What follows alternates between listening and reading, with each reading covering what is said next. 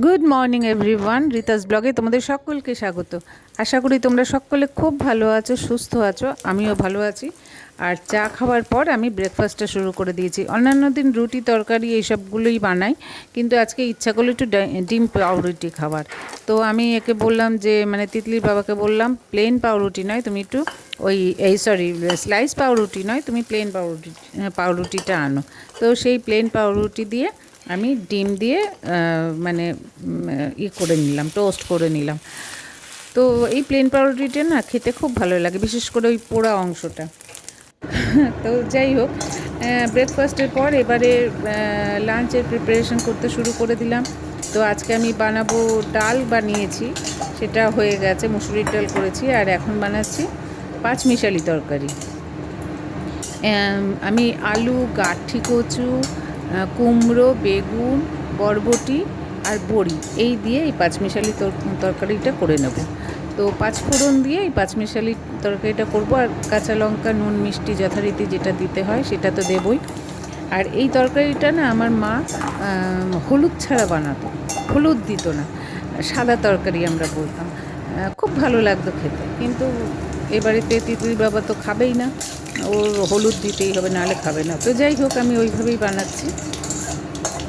তো এই তরকারিটা করব। আর পার্শে মাছ এনেছে, সেই পার্শে মাছটা আমি সর্ষে বাটা দিয়ে করব। খুব সামান্য সর্ষেই দেবো, কারণ আমার সর্ষেটা একদমই সহ্য হয় না।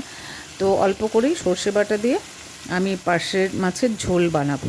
তো এই হচ্ছে আজকের রান্না, বেশি কিছু আর করবো না। আর হয়তো পাঁপড় ভেজে দেবো বা সেঁকে দেবো, খাওয়ার আগে মাইক্রো ওভেনে পাঁপড়টা সেঁকে দেবো।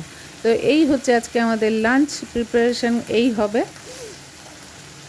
তো যাই হোক, এই রান্নাটা করতে থাকি। আর সবচেয়ে ইম্পর্ট্যান্ট কথা যেটা বলতেই হবে সেটা হচ্ছে, যারা আমার বন্ধু আছো তারা প্লিজ সাবস্ক্রাইব করে আমার পাশেই থাকো, কেউ চলে যেও না। আর আমিও চেষ্টা করি সবসময় ভিডিও দেখার, কারণ সবার ভিডিও তো একবারে দেখা সম্ভব নয়। আমি কদিন ছাড়া ছাড়া সবারটাই দেখি, কিন্তু একটু হয়তো আগে পরে করেই দেখতে হয়, সম্ভব না সবার ভিডিও একদিনে দেখা। তো যাই হোক, আর এখানে দেখো ভাত বসিয়ে দিয়েছি, অল্প করেই আজকে ভাত বানাচ্ছি। তো যাই হোক, যারা নতুন দেখবে তারা অবশ্যই সাবস্ক্রাইব করে পাশে থাকে বেল আইকনের অল অপশানে হিট করে দেবে। আর এই দেখো আমার মাছের ঝোলটা হয়ে গেছে। আর যারা অলরেডি আমার সঙ্গে জুড়ে আছে তাদের অসংখ্য ধন্যবাদ।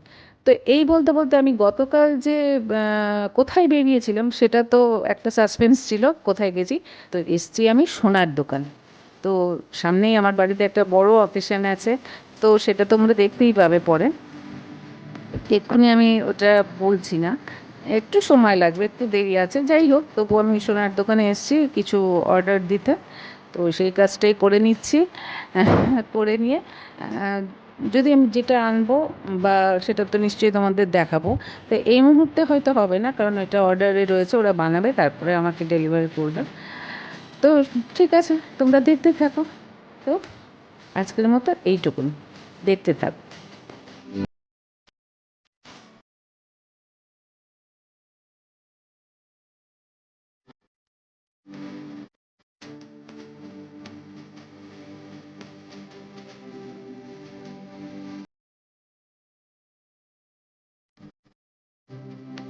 এই কিছু ভিডিও কেন? আমি তো বন্ধ